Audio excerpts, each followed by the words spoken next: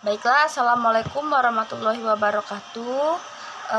Perkenal, kami dari kelompok 5 yang beranggotakan saya sendiri sebagai moderator Anissa Nurhaliza dan kedua rekan saya yang bernama Aisyah Handayani dan juga Maimena Sofia. Di sini kami akan memaparkan hasil diskusi kami yang berjudul konsep perkembangan anak usia dini. Baiklah, materi pertama akan dijelaskan oleh saya sendiri. Pengertian perkembangan. Perkembangan anak usia dini adalah kemajuan yang dialami oleh anak secara menyeluruh, mulai dari segi fisik hingga sosio-emosional anak. Usia dini adalah masa kritis bagi anak karena di periode ini otak anak akan berkembang sangat pesat dan masih berubah sesuai bentukan orang tua hingga faktor lingkungan. Perkembangan meliputi 1. Bertambahnya kemampuan dan keterampilan dalam struktur dan fungsi yang lebih kompleks. 2. Pola yang teratur dan dapat diramaikan. Yang ketiga, kemampuan gerak, intelektual, dan emosional. 2. Teori perkembangan sosial dan teori psikoanalisis Sigmund Freud.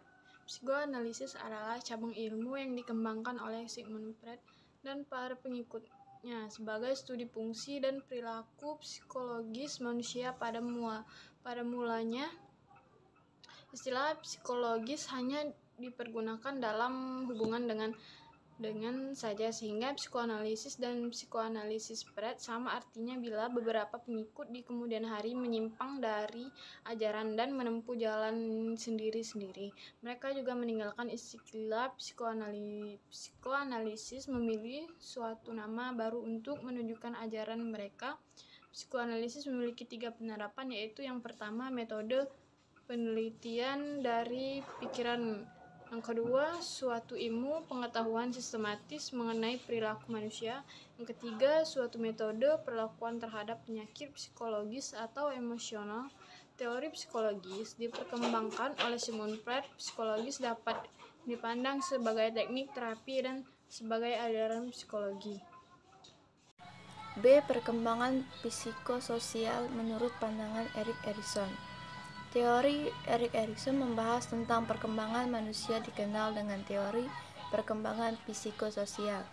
Teori perkembangan psikososial ini adalah salah satu teori kepribadian yang terbaik dalam psikologi. Seperti Sigmund Freud, Erik Erikson percaya bahwa kepribadian berkembang dalam beberapa tingkat. Salah satu penting dari tingkatan psikososial Erik Erikson adalah perkembangan persamaan ego. Menurut Erik Erikson, perkembangan psikologis dihasilkan dari interaksi antara proses-proses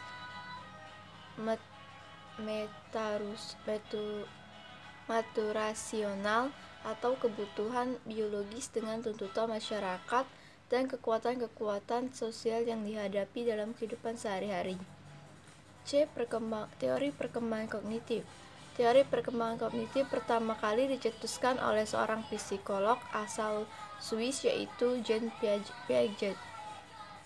Dalam teori perkembangan kognitif yang Piaget cetuskan, ia berpendapat bahwa manusia mampu membangun kemampuan kognitif melalui tindakannya yang termotivasi dari lingkungan.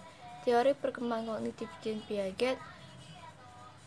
Teori perkembangan menjelaskan bahwa kemampuan dari kognitif anak dapat berkembang secara bertahap dan rentang waktu yang berbeda-beda, termasuk perkembangan dalam mengamati ilmu pengetahuan. Apabila seorang anak dipaksa untuk memiliki kemampuan yang tidak tepat dan tidak sesuai dengan waktu.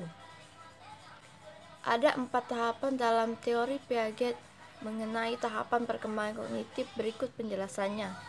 A. Tahapan sensori motor terjadi pada anak usia 0 sampai 2 tahun. Menurut Piaget, manusia lahir dengan beberapa refleks bawaan untuk mendorong eksplorasinya. B. Tahapan praoperasional terjadi pada usia 2 sampai 7 tahun. Dalam tahapan kedua, perkembangan kognitif muncul pada rentang waktu tentang usia 7 hingga 11 tahun. Ada ciri pada tahapan ketiga ini yaitu penggunaan logika yang memadai. Kemudian pada tahapan ketiga pula ada beberapa sub tahapan yang penting lainnya. Berikut penjelasannya. D. Tahapan operasional formal terjadi pada usia 11 tahun hingga anak dewasa. Tahapan terakhir Teori perkembangan kognitif Lev Vygotsky. Vygotsky ialah seorang ahli psikologi dalam perkembangan kognitif anak usia dini, asal Rusia. Teori Lev Vygotsky mengenai perkembangan kognitif pun telah menjadi pegangan teori perkembangan kognitif hingga sekarang. Dalam teorinya, Lev Vygotsky menekankan pentingnya peranan dari interaksi sosial dalam berbagai tahapan perkembangan kognitif pada anak. Meskipun begitu, anak juga memiliki kemampuan untuk menyusun beragam pengetahuan maupun informasi yang ia dapatkan secara mandiri dan aktif. D. Teori perilaku dan belajar sosial. Teori belajar sosial menjelaskan bahwa perilaku manusia mempunyai interaksi timbal balik yang berkesinambungan antara kognitif, perilaku, dan pengaruh lingkungan. Kebanyakan perilaku manusia dipelajari observasional melalui pemodelan, yaitu dari mengamati orang lain. Teori ekologi dalam psikologi perkembangan menurut Bronfenbrenner. Uri Bronfenbrenner 1917 sampai 2005 merumuskan teori ekologi dalam psikologi perkembangan untuk menjelaskan bagaimana kualitas yang diwarisi oleh seorang anak dan lingkungan tempat berinteraksi dapat mempengaruhi bagaimana tumbuh kembang anak. Melalui teori ekologinya tersebut, Bronfenbrenner menekankan pentingnya untuk mempelajari seorang anak dalam konteks lingkungan yang beragam, yang juga dikenal dengan istilah sistem ekologi dalam usaha untuk memahami proses perkembangannya. Yang kedua, fase perkembangan pada anak usia dini. Fase perkembangan ini terbagi menjadi dua fase. Yang pertama adalah perkembangan dan pertumbuhan kemampuan fisik. Sebagai orang yang dewasa, orang tua menantikan tonggak penting setiap belajar bagaimana untuk berguling dan merangkak. Masing-masing merupakan bagian dari proses perkembangan fisik. Proses pematangan terjadi secara teratur, yaitu kemampuan keterampilan tertentu dan umumnya yang terjadi sebelum mencapai tonggak lainnya. Contohnya, seorang bayi yang mulai belajar merangkak hingga belajar berjalan. Namun, tingkat tonggak ini yang dapat dicapai anak itu bervariasi. Ada yang perkembangan dan pertumbuhannya itu lebih lambat. Adapun anak yang pertumbuhan dan perkembangannya itu lebih cepat. Misalnya anak di usia 8 bulan sudah mulai merembet untuk berjalan. Nah, itu yang dimaksud dengan pertumbuhan yang cepat. Lalu, adapun tahapan perkembangan fisik anak usia dini. Perkembangan fisik anak usia dini sebagai seorang anak tumbuh, sistem sarafnya pun menjadi lebih matang. Karena ini terjadi, anak menjadi lebih dan mampu melakukan tindakan yang semakin kompleks. Tingkat di mana keterampilan motorik muncul kadang-kadang merupakan kekhawatiran bagi seorang orang tua. Maka terdapat 3 jenis keterampilan motorik. Keterampilan motorik apa saja sih? Baiklah, di sini saya akan menjelaskan, yaitu yang pertama bruto atau besar. Keterampilan motorik ini melibatkan otot-otot yang lebih besar, termasuk lengan dan kaki. Yang kedua, berjalan, berlari, keseimbangan dan koordinasi. Ketika mengevaluasi keterampilan motorik kasar, faktor-faktor yang termasuk ahli melihat kekuatan otot, kualitas gerakan, dan berbagai gerakan. 3. Fine atau kecil. Keterampilan motorik melibatkan otot kecil dari jari-jari kaki, jari-jari tangan, mata, dan daerah lainnya. 3. Prinsip perkembangan. Anak berkembang secara bertahap, di mana masing-masing tahap memiliki tugas perkembangan dan kebutuhan yang berbeda.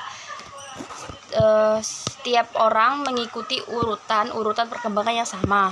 Perkembangan yang terjadi bersamaan dengan pertumbuhan, namun kecepatannya berbeda-beda pada setiap anak.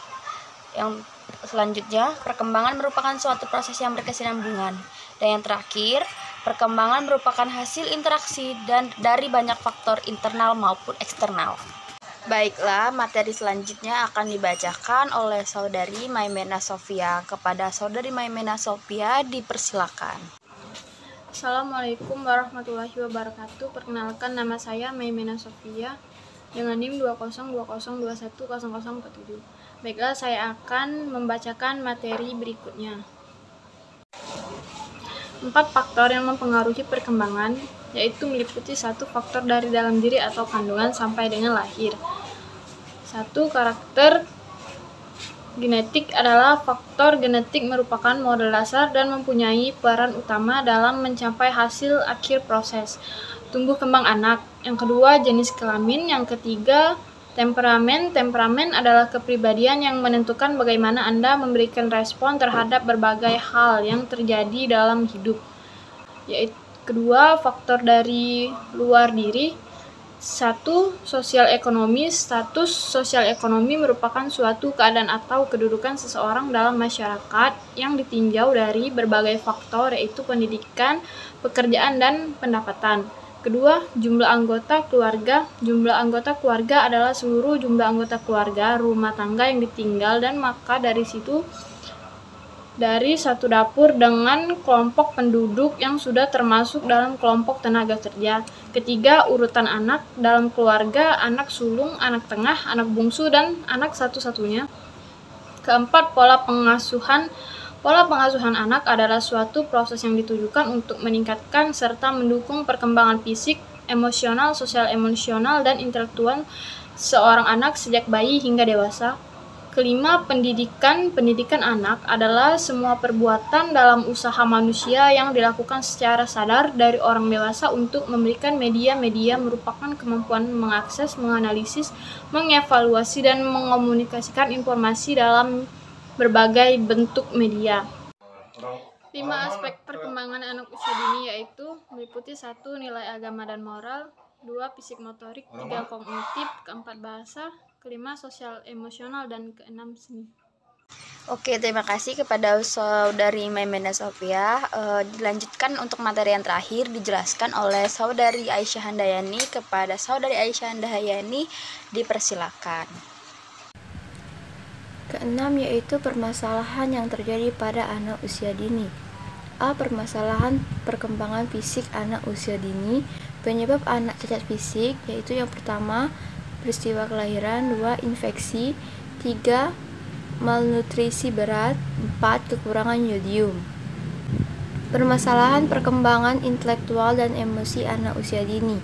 Usia dini merupakan masa yang paling baik untuk meletakkan dasar yang kokoh bagi perkembangan mental, emosional, dan potensi otak anak yang akan mempengaruhi kejiwaan anak.